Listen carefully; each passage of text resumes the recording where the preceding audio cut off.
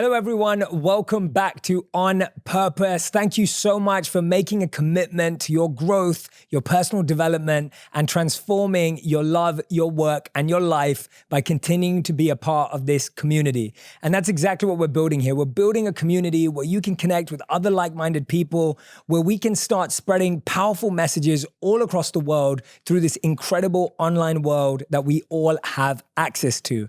And today's guest is someone that I learned about recently, but the way she's using her platform, the way she's using the influence she has, and the messages she's spreading are so aligned with our community. It's absolutely incredible to see what she's doing, and I can't wait for you to learn about her story and her journey, which is nothing short of inspirational. She's an American actress and producer, and she's best known for starring in Battlestar Galactica and Netflix's new series called Another Life. Her name is Katee Sackhoff. Katee, thank you for being here. Thank you so much for having me. I am so excited to be here. I'm so grateful to have you here. Oh, thank you very much. Because I truly believe everything I just shared to introduce you, and I feel like we want the audience today to get to know you and the depths of you, which you've never been asked about before, maybe. And you still use your Instagram profile beautifully to share all these messages. So if any of you don't follow Katee already, go ahead and follow her, because you're just so effortlessly and honestly and through vulnerability, just bringing all of these incredible topics to the fore. So thank you for doing that. Oh, well, thank you so much. Like I said, I'm such a huge fan. I love the community that you are forming. I'm in it. I follow you. I have been for quite a while now. And it's such a safe place for people to be honest and talk about the things that are on their mind and the things that plague them and their worries and their fears. And that is such a powerful thing. And it's just inspiring. So thank you. Well, thank you. I'm so glad you're part of the community. I'm glad I get to meet you. I always love it whenever someone's a part of the community. I love for them to come up and tell me that. Yeah. Because I just want to give them a big hug. And anyway, your energy since you've walked in today has just been so welcoming and so beautiful that I want everyone to experience that through the camera and through their ears. Well, I hope so. I wish they could. If everyone was here, I would just hug you. I was telling you. She actually would. When she walked in, I was politely going to shake Katee's hand, and then like 2 seconds later, we just hugged each other. I do. I feel like it's the quickest way to feel somebody's energy and their warmth, and to let them know that it's a safe place. And so I try to give really meaningful, loving hugs. I love that. Now I'm scared what you could read through my hugs. Now I'm like, oh my God. Like, this is about you. This interview is about you. Yeah. But no, this is such a wonderful opportunity for me and the audience to get to learn more about you, your story, your background. And we almost wouldn't be having this conversation if you ended up becoming a swimmer. It's true. It's right? very true. I thought that that's what I was supposed to do. You know, I think so many times when we're little and you find something that you gravitate towards because you're good at it, it's not really necessarily something you enjoy doing. And I think there is a very big difference between where you find your joy and what you're good at. And sometimes there is they're not the same thing, you know? And for me, I was a very good swimmer and I hated it.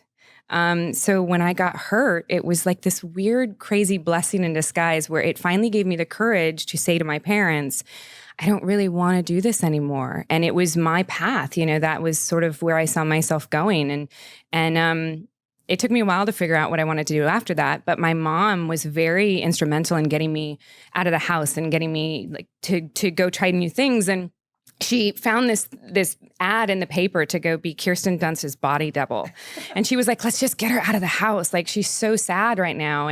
And so I went down and they had said, you're too tall, you're too big to be Kirsten Dunst's body double, but do you want to audition for this part? Do you know how to act? And of course, I was like, absolutely, I know how to act. And I was terrified. And I went home and my mom helped me memorize that. And I booked the job and sort of like never looked back. Yeah. Wow. Yeah. I love that. And I love how it's sometimes something negative that happens to us that actually awakens us to what we're meant to do. Yeah. And we're also different. I was speaking, and because you spoke about swimming, I was speaking at a conference last week and Michael Phelps spoke after me, and he was talking about mental health, which is, he's such a big proponent for now, which is incredible. But, you know, he was talking about how all he wanted to do was swim. and all he knows how to do is swim. And here we have someone, you're saying that, actually I could do that, but I was good at it, but I didn't love it. Like I wasn't passionate about it. I wasn't passionate about it. It didn't give me any joy. I hated going to practice. I really didn't enjoy it. But I didn't grow up in a family where we talked about emotions.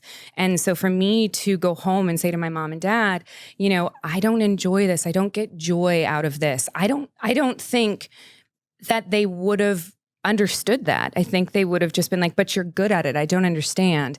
And so it took that injury for me to be able to pursue something where I could actually experience joy. Wow. I love this actually. And I know you said that you did one of my courses recently. Yeah. But what you're saying right now is resonating so closely with me because I've got a new course coming out. And in that I talk about this quadrant of potential. Yes. And I talk about how we waste most of our lives in this box called what we're good at, but don't love. Yes. And where we really want to be spending most of our time is things that we're not good at, but do love. Yeah. Or things that we're good at and do love. And now you've found that. Well, that's the thing, is that I think a lot of times the thing that you're good at, you have to struggle to love. And when you love something, becoming good at it is easy.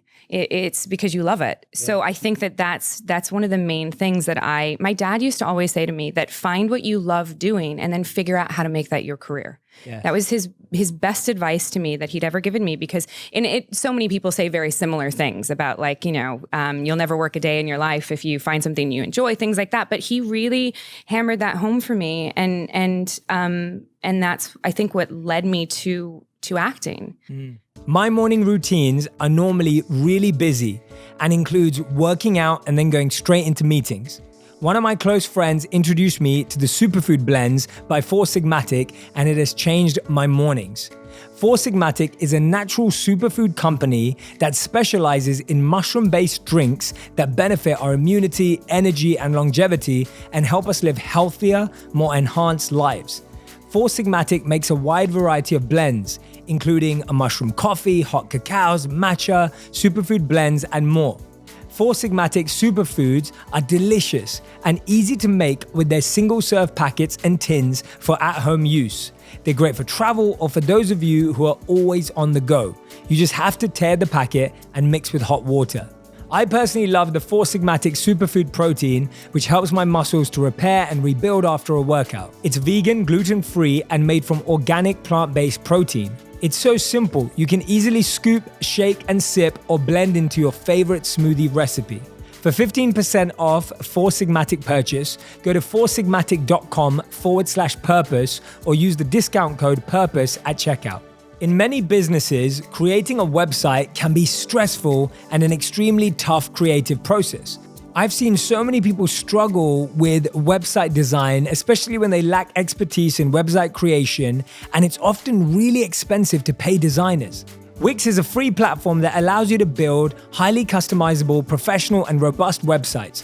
You can use the advanced drag and drop tools to create a beautiful website quickly and efficiently. Wix is a technologically advanced platform that gives you the potential to unleash your inner creative genius. Whether you are a business, personal brand, or portfolio, Wix gives you access to beautifully designed templates and an all-in-one management suite. Wix offers hundreds of templates, unlimited pages, and top-grade hosting for absolutely free. I have personally noticed by having the right features on your website, like contact us forms and links to the latest media, my followers can reach out to me as well as keep up to date with all of my latest content. Wix allows you to do just this. Wix created a competition for my listeners, specifically to create your own website, and it's starting today. All you need to do is go to wix.com/go/J. After you've created your website, email your submission to wixlovesj@gmail.com. You can also click on the description link below for more information. We'll be judging entries based on your creativity and innovation.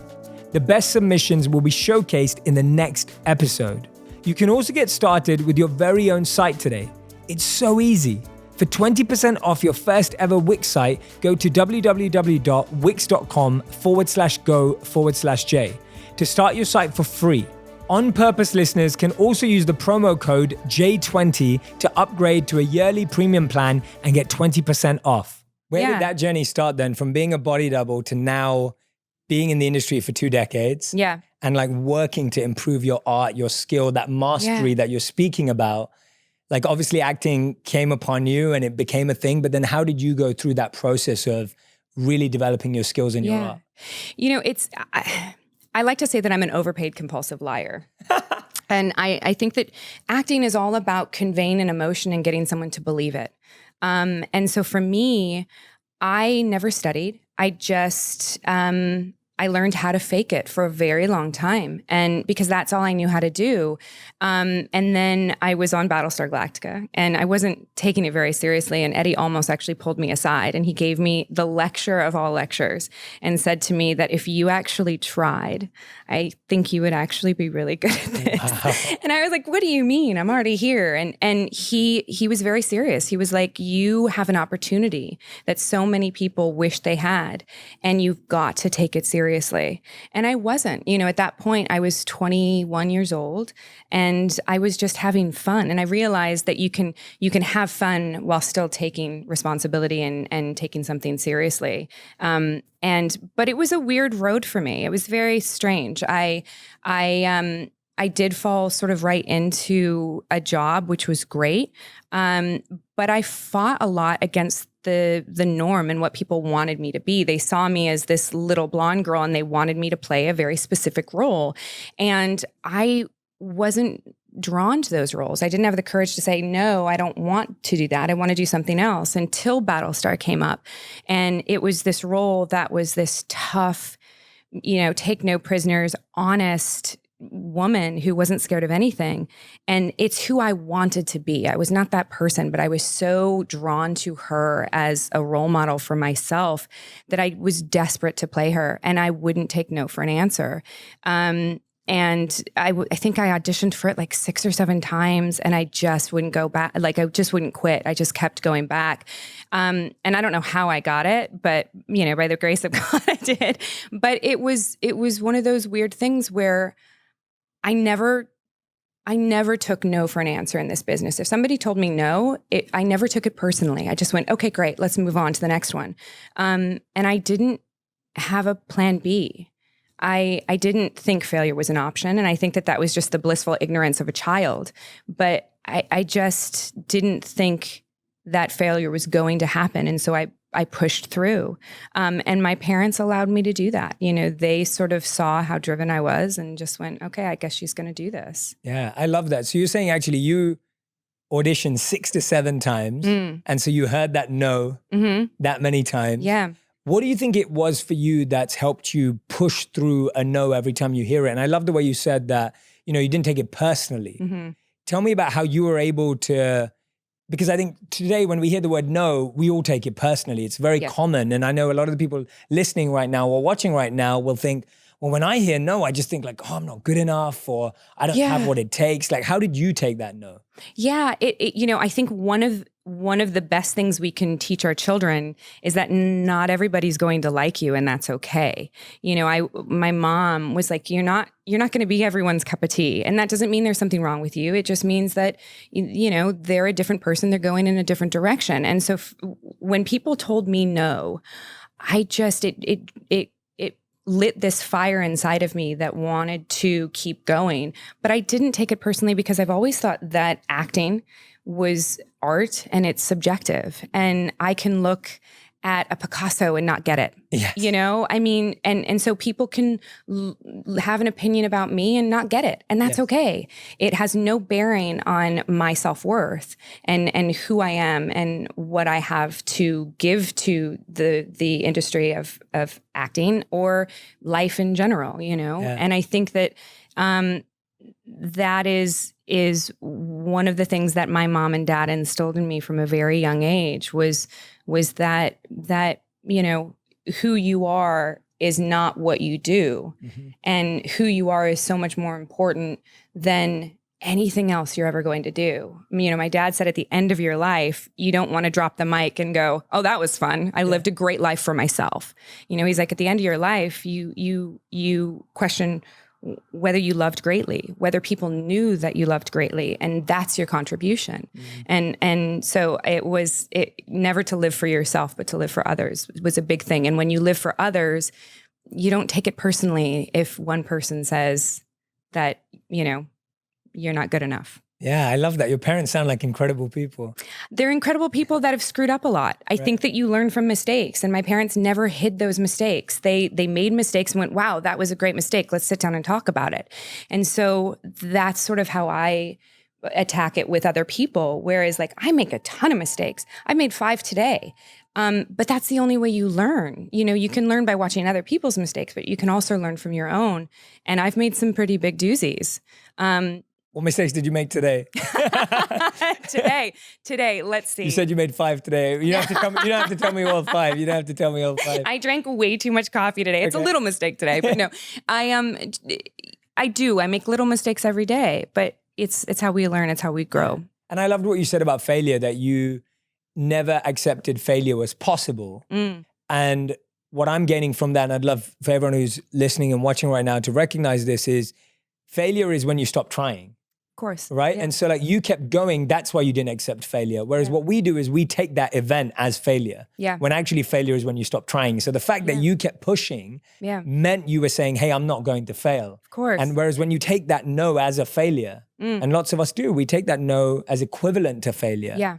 And that feels a lot harder to take. So I love that point you mentioned. Well, we don't really know what our destiny is and what our journey is until the end of our life. You know, that is the perspective that hindsight gives you, but you don't know what it is until the end. So you can't possibly know if you failed until you're at the end. Yeah. So why should we say, oh gosh, this didn't go the way that I wanted, so I failed? Yes. You know, it didn't go the way you wanted, so something else is going to happen. Absolutely. It doesn't mean you failed. It just means this one thing didn't go the way you wanted. Yeah. But it'll become very evident as you go along why it didn't work the way you wanted it. Totally. Yeah. Absolutely. I'm so aligned with you. I actually don't know anything in my life that's happened the way I wanted. Yeah, right? Like, Nothing. I couldn't think of one thing that's happened in my life the way I wanted it to.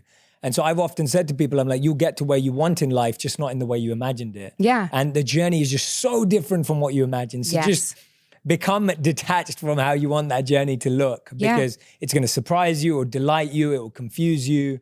And I feel that you have to be open to that path. Yes. And that's what gets us. Well, and that's what adults try and tell us when we're children, right? They try to tell you, this is such a small part of your life. Like it doesn't matter. And when you're young, you don't believe that. You know, it's only as you get older, you start to realize that nothing happens the way you want it to happen.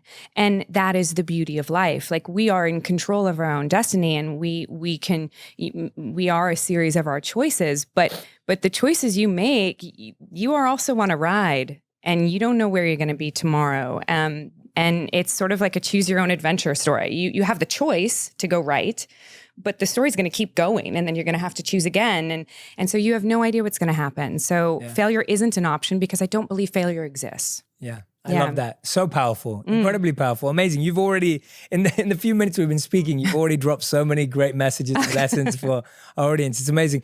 I wanted to talk about this because I believe it must have been one of the most challenging things to go through. And at 27, you went through thyroid cancer. Yeah, I did. Which is, just, I can't fathom how tough that is and how much it affects so much of you. Walk us through that experience of finding out and how that started to affect, because you'd already had Battlestar Galactica, you'd already had that breakthrough, etc. Tell me about how that affected everything from your mind, your body, your career, and how you started to push through. When I got thyroid cancer, I knew something was wrong with me. And I just couldn't put my finger on it. And I kept going to the doctor, and I kept, saying, no, there's something wrong. There's something wrong. They attributed everything to my lack of sleep and that I worked too hard and all of these things. And then they eventually found out that it was thyroid cancer. And I call it my baby cancer, because I knew from the very beginning that there is a very small, minute chance that it could be life-threatening. I did know that. But what I didn't realize, I guess at that time, was how life-changing it would be. In any business, large or small, hiring is always a challenge. Over the last few months, I've personally hired staff on my team, and I can safely say it's a time-consuming and costly activity that can be really, really tough. You have to go through the advertising process, and not to mention wading through stacks of resumes. But the good news is, there's one place you can go where hiring is made simple, fast, and smart. a place where growing businesses can connect to qualified candidates. That place is ziprecruiter.com/on-purpose. With ZipRecruiter, as and when applications come in, it analyzes each one and spotlights the top candidates so you never miss a great match. ZipRecruiter is so effective that 4 out of 5 employers who post on the website get a quality candidate through the site within the first day. And right now, my listeners can try ZipRecruiter for absolutely free at this exclusive address, ziprecruiter.com/on-purpose. That's ziprecruiter.com/on-purpose so you can find out how you can sign up for free. A quality wristwatch is one of those small things that every guy needs. When you've got on a nice watch, it changes the way you carry yourself, and Vincero watches combine the perfect mix of elegance and edge. They're perfect for everyday wear or for those special occasions. The great team at Vincero were kind enough to send me one of their best sellers, the Chrono S Copper Slate watch. It has an elegant and stylish face with an intentional design. It's one of the best priced watches I've ever seen and has over 16,000 5-star reviews. We've partnered with Vincero exclusively for all of our listeners. They're offering an extra 15% off their watches. Go to vincerowatches.com/J and use code J15 to save an extra 15%. That's VINCERO watches.com/J and use the code J15 for 15% off. Vincero has 6 collections for men, 4 collections for women, and dozens of colors to choose from. Vincero is a style you'll want to wear and never take off. Even if you claim to not be a watch guy, I'm certain that Vincero has a style that will change your mind. I went ahead and picked my top 5 watches at Vincero. Go to vincerowatches.com/J to see my picks, and don't forget to use code J15 for 15% off. It was the first time in my life where I felt completely out of control. I was scared. I was depressed. I was terrified, actually, because it felt, I was all of a sudden reminded of how fragile life was. And so I went through this time, and I had this deal with my boyfriend at the time, my ex, who's still a very good friend of mine, that I gave myself 10 minutes a day to feel very, very sorry for myself, and to cry and to scream and to yell and do whatever I wanted to do. And then I wouldn't do it again for the rest of the day. And that became a very, very important thing, because I think that we can feel sorry for ourselves sometimes, and we lose perspective in that sorrow of how lucky we still are with the thing that is considered our shit, excuse me. But what I did was I realized like how lucky I was in that moment. And so we came up with this thing called the 3 things. And my 3 things is that in any situation in your life where you find yourself angry or frustrated or sad or anything, come up with 3 ways, little ways, they don't need to be massive, 3 things that could make this situation much worse. And it can be if you're in traffic and you're going to be late for a meeting, and it feels like the worst thing that could be happening at this moment in your life, come up with 3 things that can make it worse. You could have a flat tire right now. It could be raining. And you could have a migraine headache. 3 things, 3 little things that could make this one moment so much worse. And all of a sudden you feel lucky and blessed that it's only that you're sitting in traffic. And you can do that with so many big things in your life, so many little things. But I find that if you sit back and it gives you perspective. And I learned that because I call it my baby cancer, because I reminded myself constantly that it could be so much worse. And so it allowed me to feel grateful that it was only just that. But it changed my life. I'm on medication for the rest of my life. I still have 3 tumors in my body that they have chosen just to watch. And one's in my head and 2 are in my throat still.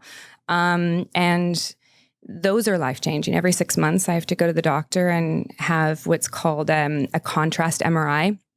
And so the tumor in the pituitary gland, which is a little gland that sits like in between your eyes, like above your nose, like right in front of your brain, it produces a hormone called prolactin. And prolactin is the hormone you produce when you're pregnant.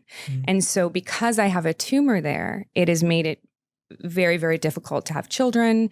And then the thyroid's taken out. So that's another reason. And so all of these things that I didn't think about when I was 27 that you think are just givens were changed so much by just that diagnosis of thyroid cancer. But it made me so happy that I'm still alive.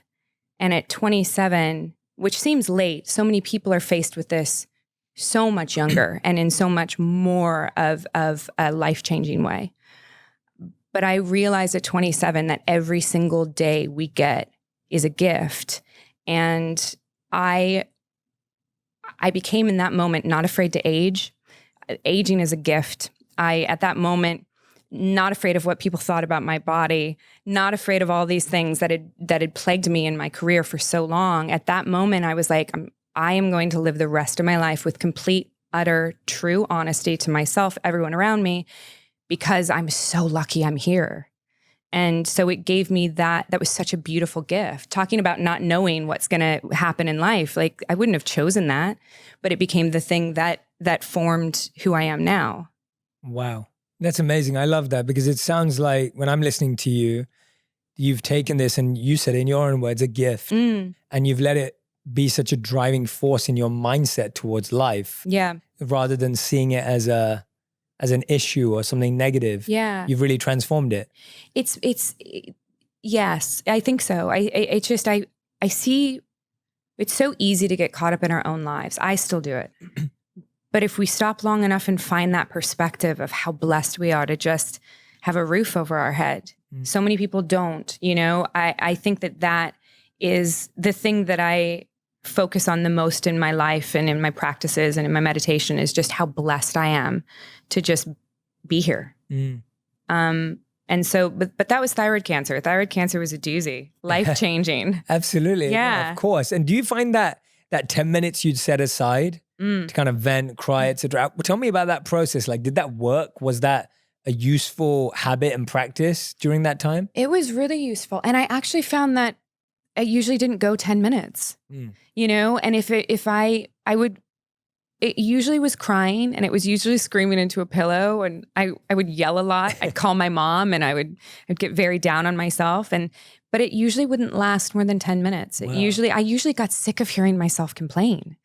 And then if outside of that 10 minutes, I came up with something that bothered me, I would remember it for tomorrow and then I would forget it. That's amazing. Because it's every argument and every complaint and everything that seemed so big in that moment, the next day it was trivial. Yeah. And so the 10-minute thing, I still, if anything big comes up, and I think everyone should try it. If you're having a bad day, give yourself 10 minutes today to just go for it. Whatever you want to do. If you want to go hit a punching bag, hit a punching bag. If you want to cry, cry, scream, scream. Do whatever you want, but get it out of your system in 10 minutes. Go to your car. Your car's the best place to do it because no one can hear you. Just don't drive like that. Yeah. No, don't do it while you're driving. Yeah, car's still like... Yeah, exactly. It's such a great place because you can scream so loud. Yeah. And sometimes what I found was when I was screaming so loud, I actually would start laughing because the sheer absurdity of it, of just screaming at the top of your lungs. We don't do that enough as adults. We don't scream. As children, we scream so much when we're upset. And as adults, we learn to keep it all in. So it's sometimes I found that 10 minutes is really great. Yeah, I agree. And I think we forget that when that's such a beautiful way of looking at it, that when we were children, we would just let it all out, get it all out. But when we become adults, we hold it in, and when you're holding it in, all it's doing is brewing. Yeah. Right? It's not it needs to go somewhere. Yes. So it's either causing a block physically or mentally for the future. And so I love that. Could you imagine adults on the ground having a temper tantrum? I know. Like kicking and screaming? It would probably actually be really great. It would just, maybe in the privacy of your own home. Like don't drop down on the street in Manhattan and start screaming and crying. Or in your car, as you said. I like that because it's soundproof. But I often say that to people. When you repeat your complaints out to yourself, you start to laugh at them. Yeah. Or you start to recognize them with perspective, even if you don't laugh at them. Yes. So often I have coaching clients or people that I work with either write out their pain and their trouble and then read it out to themselves. And so often on the second or third reading, they're like, I can't believe I'm complaining about this. Yeah. Or I have people record it on a voice note and play it to themselves. Yeah. And then you hear it as if someone else is saying it. Yeah. And you know, whenever we hear other people's challenges, they sound bad, but ours always sound so much worse. They do. But when you hear your own from the perspective of someone else sharing them with you, again, they get put into perspective and you're like, oh, actually, it's, you know, I know what we can do about this, you know, and you start approaching it as an observer as opposed to feeling like you're the victim. Well, it's a great thing to do for body image too. Go on. And I learned this. Body image for me has always been very hard. You know, I was told from the moment I came to California to be an actress that I was too big. I was called chubby. I was called the big girl. I was called everything. That's crazy. I was just, they called me the big girl from the show with Richard Dreyfuss. Like I was called all of these things that were used to explain who I was that were just physical and also so mean. Like number So one, mean, yeah. you're insinuating that if I was the big girl, that something would be wrong with me. But then you're also using that to describe who I am as a person, which was so heartbreaking. And so I had a therapist one time say to me that the next time you're going to say, God, I'm ugly, or God, I'm fat, or God, whatever it is, to actually do it in the mirror.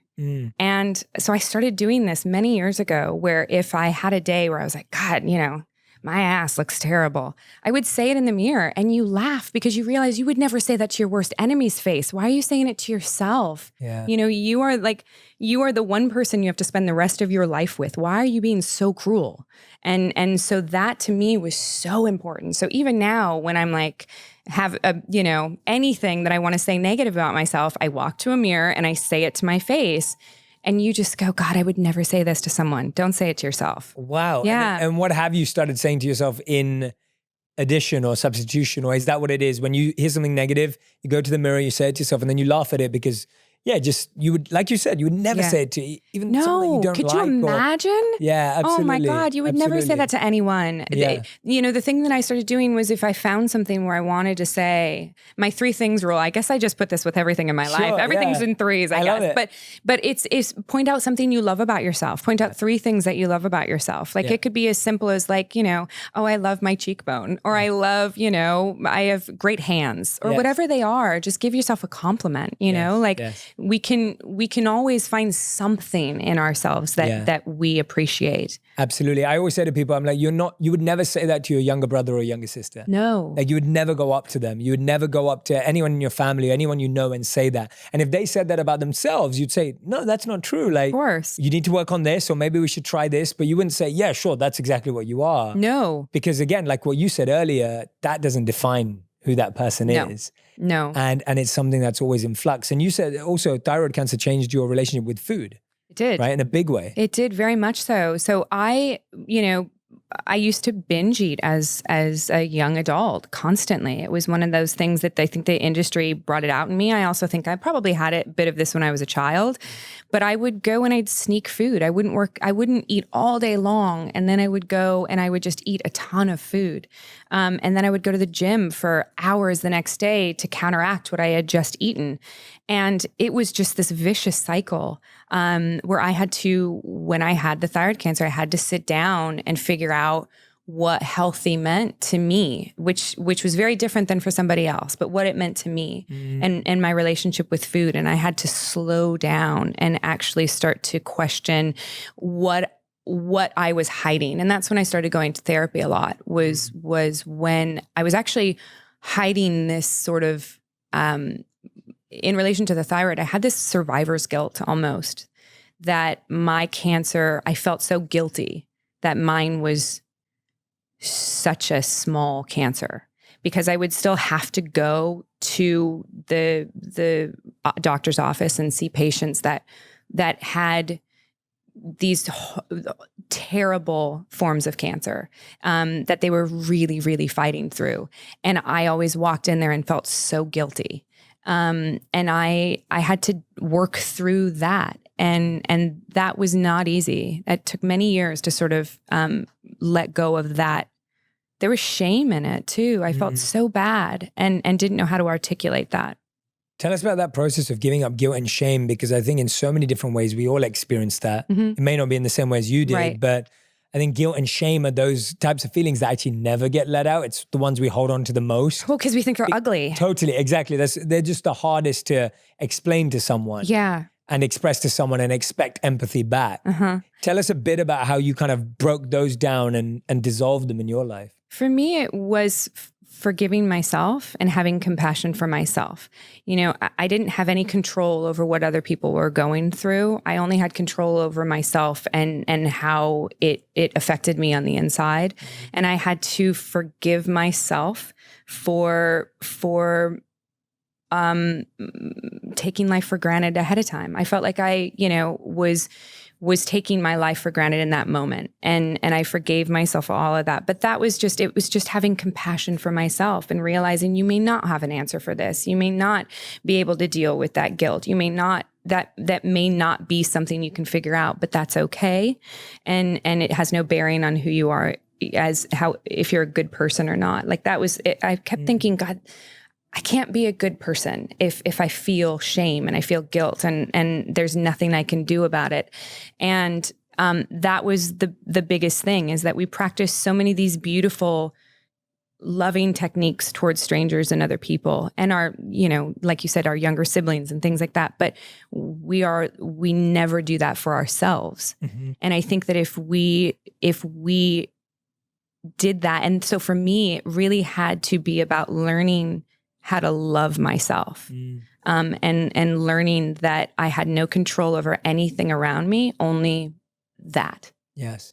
And not my health. For a lot of, I didn't have control over that part of my health at that point.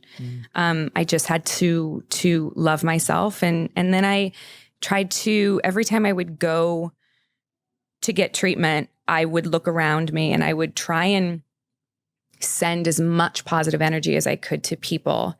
And that's what led me then to meditation and a form of, I believe it's called Tonglen, when you actually, you breathe in a negative and you breathe out a positive. And so I tried to do that a lot while I was in there. And then the only thing I could do for those people is live my life.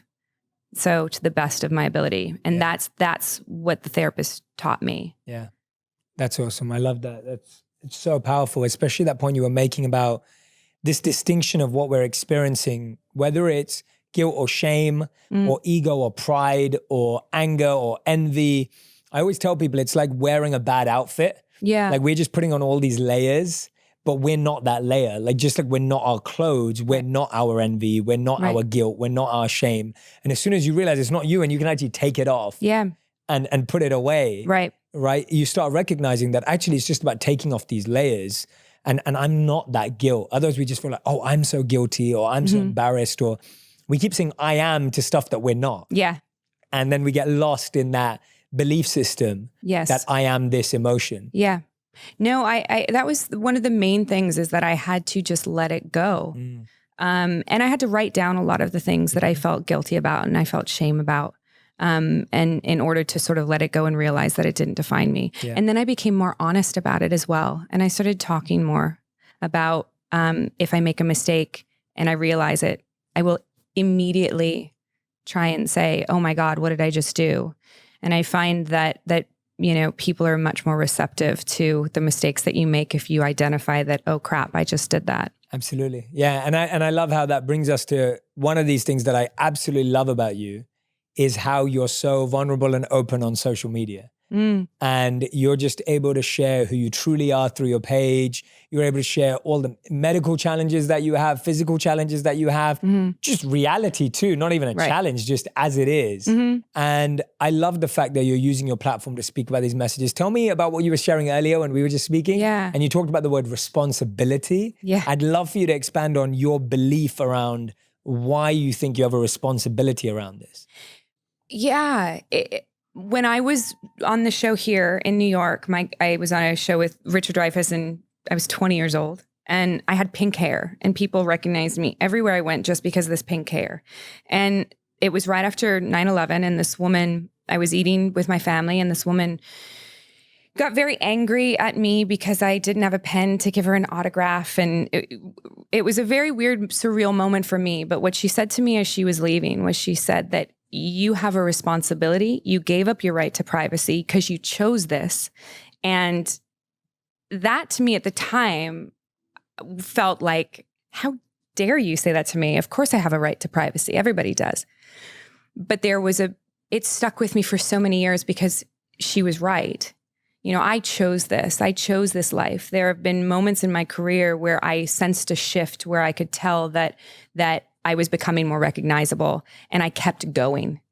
So I could have stopped, but I didn't, And so therefore, because of the platform I have, I do have a responsibility for the things that I put out there into the world, because it has the ability to reach so many people. And that, to me, I take very seriously. Life to me is all about connection, and what a great opportunity I have to connect with all of these people that may have followed me because they watched a show that I did, but we can connect on something that is so much more important. And I want them to know who I am and to see me at my worst. I don't want them to have to sift through my highlight reel of my life. I want them to see the days where I don't have makeup on, or the days that I have a headache, or the days where I feel insecure about myself, or the days where I'm depressed, or I'm sad, or I'm healing from a broken heart, or I want them to see those things, because it gives them a voice by me using my voice, because so many people feel like they don't matter, or they don't belong to a community. And so I have a career because of these people.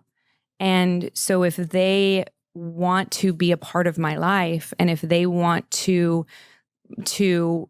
learn from my mistakes, by God, I'm going to give them that, because I don't know. There's something very spiritual to me that when I connect with someone on something that's so much deeper and so much more important than everything else. These people come to me, they send me direct messages about so many things that we're all struggling with. And for some reason, they have felt comfortable to express this with me. And that is an honor, that somebody would let me see a piece of them that they're scared to show other people. And so I want them to see that part of me. Tell me about some of the examples that you've seen of messages you think are most important for you to share right now. Yeah. You mentioned a few there, but tell us about some of the bigger themes, and also just about some of the things people open up to you about, and what your responses are, and how you've been kind of nurturing that community too. The thing that most people come to me about is so many women are struggling with body image. Right. So many women are struggling with that. They're struggling with self-love. They are struggling with mental health. And I'm not an expert on these things. All I have is the experiences that I have gone through in my life. And then I also have the ability to potentially go seek more answers for them, because I have the ability to find these people and they're at my fingertips. But that body image thing that's one that, because I've played these characters that are synonymous with strength and self-love, and sort of like, people think that is me. Which it is. It is. Yeah. But I learned how to be me by playing these women. Wow. I was not the girl that said whatever she wanted when I was 21 years old. Wow. I learned how to do that by these women and these words that were given to me by people that were so much more evolved than me at the time, and still are. But that's who they were for me. And so that's these characters. I don't know. So people come to me with that. That is one that just destroys me. It is one of the hardest things to see girls and boys and women struggling with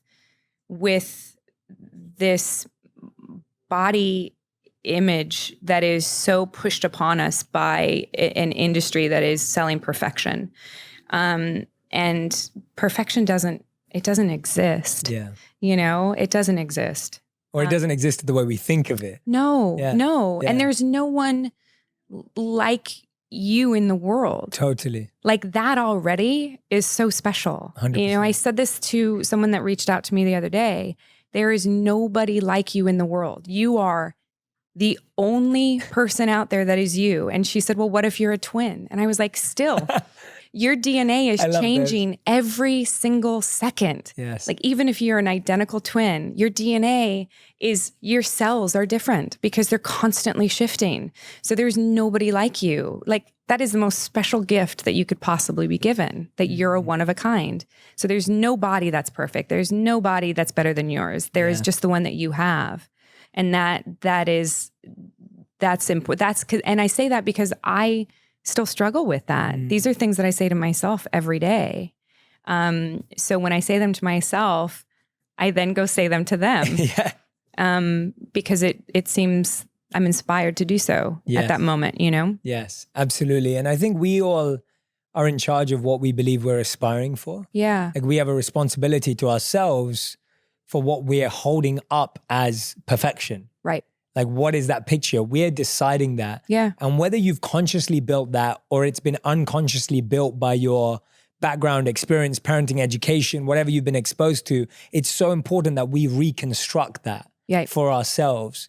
Because I find like that picture, if that's not removed and if that's not deconstructed and reconstructed and redefined based on what you really value and believe in, right, then you're still not going to have another version, because we all need something to aspire for. Right. We all do. Yeah. And that usually should just be a more aligned version of ourselves. Right. Yeah. But we make it this external picture, face, body, job, role, criteria. Right. And if you don't deconstruct it, I think that requires some time, is that you have to spend some time to deconstruct the picture of perfection you currently have and reconstruct a new one. Because you're right. What you said, that was not defined by you. More often than not, it's not defined by us. No, you know, we are raised a certain way with a certain set of values and a certain set of ideals by everyone around us that isn't us, you know, and by the moment that, you know, you get to a certain point in your life where you realize that you are now responsible for your own well-being, and who you want to be was not defined by you. Absolutely. And that is a really interesting thing to sort of focus on, that you then have to go back and almost like, you know, print out a collage of like what you want your life to be like based on, you know, who you are at that moment. Exactly. I grew up overweight when I was younger, and to my Indian family, that was considered healthy. Right. And then when I lost weight, and then I'd go back to my Indian family, they'd say, "Oh my God, you look like completely malnourished and you haven't eaten." And because that's the value of body image in that community. Yeah. And this is what I mean by just everyone's going to have their own definition of what beauty is, what perfection is. And if you've let all those definitions become yours, then now you're living for subjective definitions of other people. Yes. So no, I think that's such a valuable point that you've raised. And I'm so glad that you're not only using your platform, but we were speaking a bit about earlier, and please share whatever you can, just how you really believe it's your responsibility to shift the way things are done, even in the industry, which gets me really excited, because I just feel like powerful, influential, like, you know, you're one of the most 5 iconic people in the whole sci-fi space, which is so exciting and cool. And I'm just like, when you see icons shifting the way they do things that have been done the same way for decades, that's when I believe things start to shift. Right. It's like when a CEO says, "I'm now sleeping 8 hours a day," right? Like that makes a shift. And how simple that is. It's such a statement. It's such a simple thing. Like we're like, oh, what? Like, oh, right. Oh, yeah. I mean, okay. But we're hoping that people do things and say things like that because then their teams do. Yeah. And then when we see actresses and icons like yourself who come out and be like, well, actually, I want to use this platform for a voice, not just for the art. Right. And tell me about how you've been using that in some of your activism work that you've been doing. Well, I realized that I couldn't change the industry. The thing that I had control over was that I could add to it. And so, you know, like For Another Life, we're, you know, having a premiere party. Of course, everyone knows what a premiere party is, but why not add a philanthropic arm to it? Why not give back at the same time? Because we know they're going to want to do this. So why not just add something to it that makes a difference? And so that's sort of what I've been trying to do, is that just not change, add to, and shift. And so that's sort of I think that we do have a responsibility to sort of like just change ourselves, and then others will change with us. Yeah, I think that's such a brilliant, for everyone who's listening and watching, there are so many gems in this conversation right now coming from Katee. They're incredible. And this one's really powerful, that I think we waste a lot of energy trying to change stuff, right, and don't realize that we can just add another layer. So often people would say to me like, Jay, don't you want to change the education system? And I was just like, no, I'm just going to create an alternative education system. Because that is such a hefty goal. Changing something seems so impossible. Totally. You know? And you can literally lose all your energy, get completely drained trying to change this big piece that actually you don't have any remit over, or maybe you're not even qualified to. Like, I don't feel qualified to change the education system as a whole. Like, I don't think so. But I do know that there are parts of it that I can add and enhance. Yes. And I think that's the beauty. It also liberates you of this crazy pressure we put on ourselves. It's like, I'm going to change Hollywood, or I'm going to change the education world, or I'm going to change the industry, or I'm going to change technology. It's like, that's such a heavy burden. Yeah. And you feel liberated when you're like, actually, this is the part that I really believe I want to impact. And I'm going to start here. Well, I think that so many people think so grand in which is a beautiful thing. But they think in such massive ideas. And you're right. If I can't change the entertainment industry, but I can add to it. You know, there is a piece that there's a crumb that I can leave behind. And that is changing. That is changing it. And that is, you know, I think if we think smaller sometimes, that it becomes much more manageable and less pressure. Yeah, absolutely. I love what you said earlier about how the roles you've played have actually inspired your strength. And I loved that earlier, and I didn't pick up, I picked up on it then, I didn't say it, I'm saying it now, is just how you were saying that you were so committed to getting this role because you were so excited to play this role, right? And I wanted to find out, so now in Netflix's new show, Another Life, which is very exciting, what is that role inspiring in you as a person in your own life? Oh my gosh. This woman is, you know, Tell us about the character. Yeah, no, the character is so now I've, you know, I'm older now. So now I'm sort of, I started in this industry as the youngest person on a movie set. Now I'm the oldest, which is amazing. I think it's such a beautiful thing. But it's this woman is the commander of a ship. And she's been given a very young crew to go out and save the world, basically. And she's given a young crew because they're disposable. It is a very, very fun role for me, but it's heavy. It's very heavy. You know, she is the leader of the crew. And I took that responsibility very seriously because on Longmire, Robert Taylor was a phenomenal number one, the lead of the show. He was a phenomenal leader because he showed up every single day. He did his job. He was happy. The crew loved him. And that was such a great role model for me.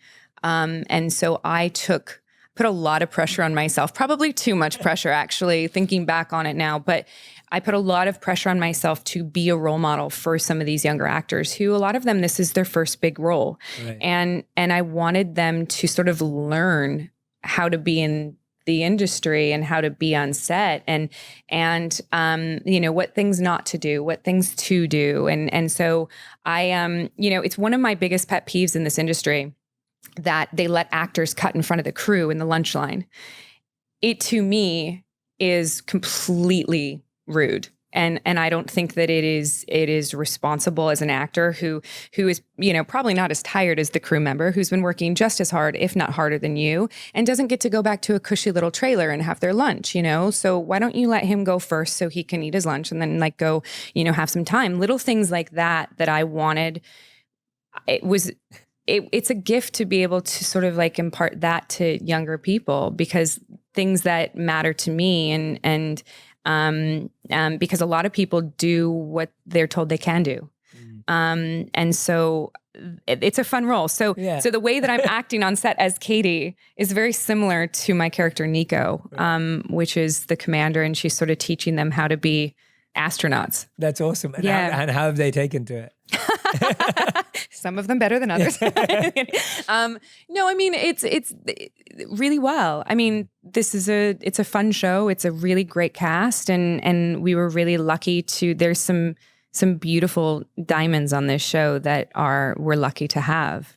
Yeah, that's awesome. No, I love that. And I think those are the experiences that you value, maybe not even in that moment, but many years along. I know whenever I've been mentored or coached by someone, even when I first met them and I didn't really want them to do that for me. Yeah. And then in 10, 15, 20 years, I look back and I'm like, I'm really glad they taught me that, Yeah. you know, and I think that's the beauty of anyone who's a teacher, a coach, a mentor, or in any sense, like in any field, you're showing that in any field, our example Right. is contagious and will spread. Yeah. Right? You're not their coach or their guide, but No. it's spreading. And I just really feel that when you're playing that role in any sort of way, our responsibility is to facilitate growth and give opportunity, but not expect it. Yeah. Because that person may take 5, 10, 15, 20 years to actually realize how powerful a lesson that was. You were going to say No, something. I was just going to say it's, it was a role that I'd never had of being this sort of like mentor and in a way. And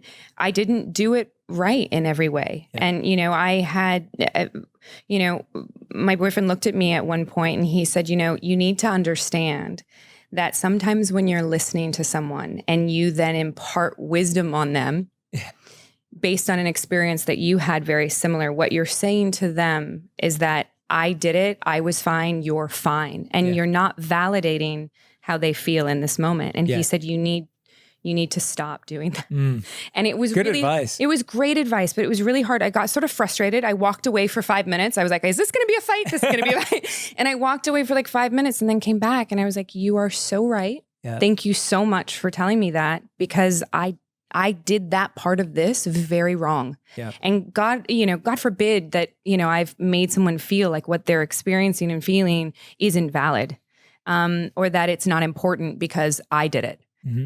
That was a good lesson. That was a very good lesson for me to learn. Not to hear, but to learn. Yeah, awesome. Lessons are never fun to hear. No, exactly. But to learn. Yeah. I love that. That's awesome. Well, Katee, this has been such a fun conversation for me. I feel like everyone who's listening and watching, genuinely, if you've been listening attentively like I have, I've learned so much from you today. I feel like I talk too much. No, not at all. Not at all. Keep talking.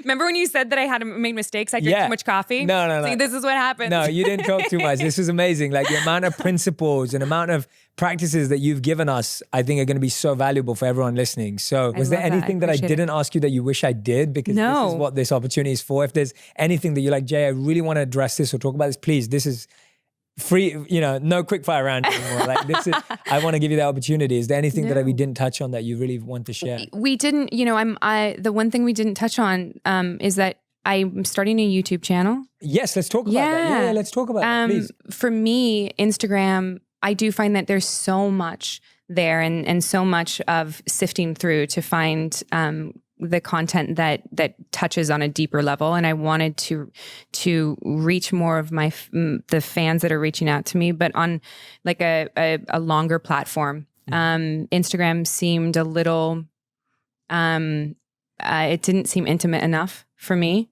Right. And it didn't seem like the right place to talk about some of the things that I want to talk about with people and show what motivates me, what inspires me, what scares me, and do it in a fun way. And so that is new for me. I'm really excited for people to see more of that aspect of my life and sort of go along that journey with me. And what kind of format can we expect? Is it like following you around? Is it insights? Is it any sci-fi twist in there? Like where's that? There might be. We're going to break it down into seasons actually. Okay. So we can actually do different seasons with different themes and talk about even more different things. But for the most part, it's sort of like I wanted it to be the anti-Hollywood, and I wanted it to be wellness and lifestyle and what motivates me and what I said, what scares me and things that move me, and wrapped up in a fun little box. It's stress relieving techniques, which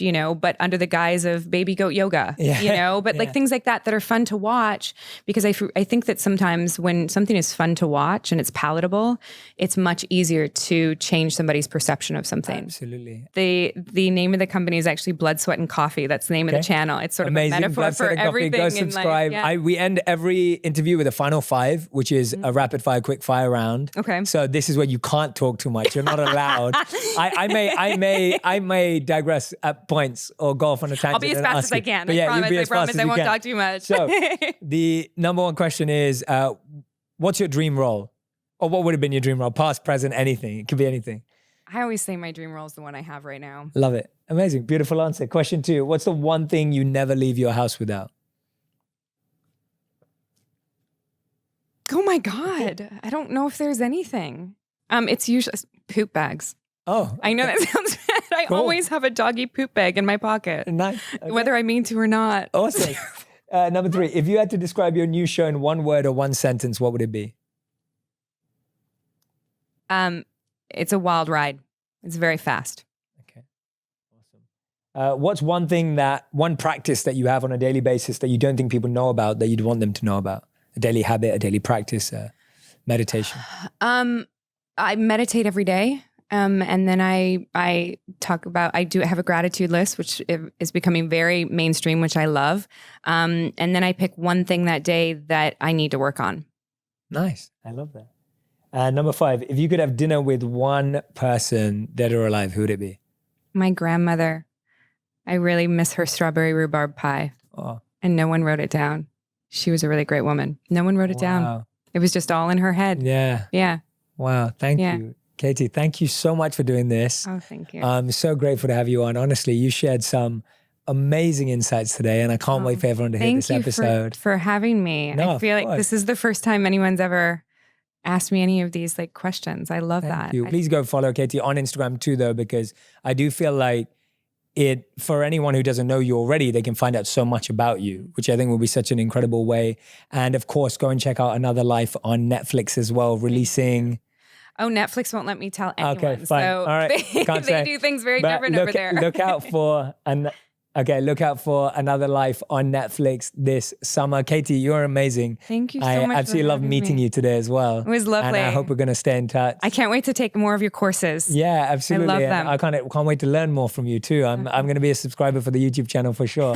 So we'll do more for the YouTube channel when it comes out too. It'll be a really good time. It'll be really absolutely. Fun. Thank you so much, Katee. Make sure you go check her out. Thank you so much for listening and watching today to On Purpose. Remember, there were so many great insights from Katee in this episode. Go ahead, share them on Instagram, Facebook, YouTube, Twitter. Tag both of us in there. We would love to see what you took away, what you learned. And as always, I'll be sharing and posting some of the best ones that I do see. Thank you again for being a part of this community. We're so grateful to you, so grateful to Katee for today. And keep tuned in. There is so much more to come. Thank you. Thank you. Amazing.